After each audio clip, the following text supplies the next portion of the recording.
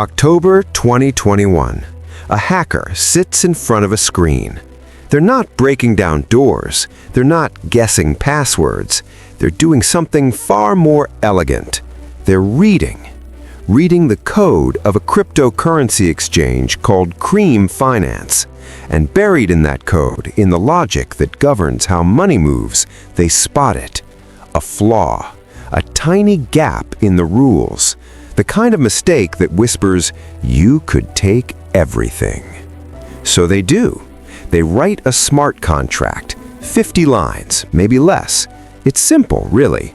Borrow $21 million worth of crypto, use it to manipulate prices on the exchange, buy low, sell high, profit, then pay back the loan. All in one transaction, all in 15 seconds. The blockchain records it like it's nothing, just another day, just another trade. Except $21 million have moved from Cream Finance to a wallet that didn't exist 10 minutes ago. And here's the thing, it's not illegal. Flash loans are a strange creature. They exist because of how blockchains work. In the old world, if you want to borrow money, you need collateral, you need time, you need trust. But in crypto, everything happens instantly. Code executes in milliseconds. And someone realized, what if you could borrow infinite money as long as you paid it back before the transaction ends? It's like borrowing $1 million to buy a house, selling the house for more, and returning the million before the bank even notices you took it. Except it happens in the space of a single atomic moment.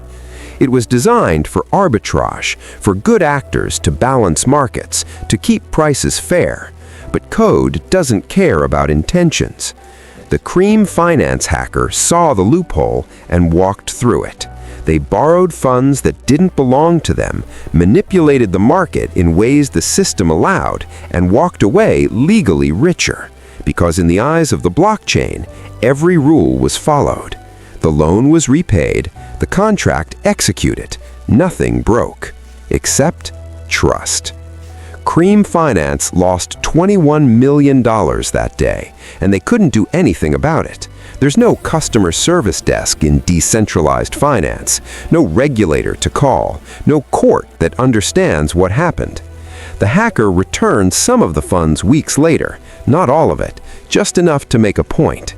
They could have kept everything, but they didn't need to. Here's what haunts me about this story. The hacker didn't break the system. They understood it better than the people who built it. They saw the gap between what the code said and what the creators meant, and they exploited that gap in a way that was, technically, perfectly legal. It's the kind of heist that makes you question everything. What does it mean to steal if the rules say you can? What does security mean when the code itself is the vulnerability, when the law hasn't caught up to the technology? Cream Finance patched the exploit after. Other protocols learned. Flash loan attacks became harder, but the lesson remains. In a world built on code, intention doesn't matter. Only execution does. And somewhere out there, someone is reading the contracts we all trust, looking for the next gap, the next breath where millions can move, and the system will just nod and say, allowed. Because the thing about code is this, it does exactly what you tell it, not what you meant. And that difference, that's where fortunes disappear.